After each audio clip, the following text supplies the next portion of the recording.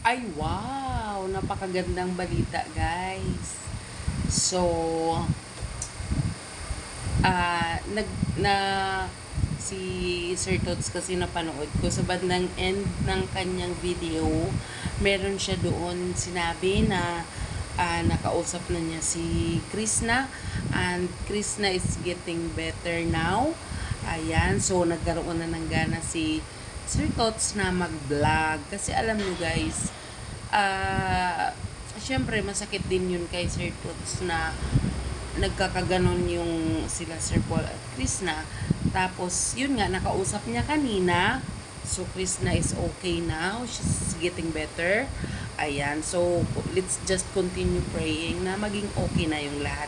Pero napakagandang balita, napakagandang ngiti na sinadya ni Sir Tots na ilagay yung sinabi niya sa bandang dulo. Ayun. So, sabi nga niya, nakausap na niya si Krishna, and Krishna is doing good na.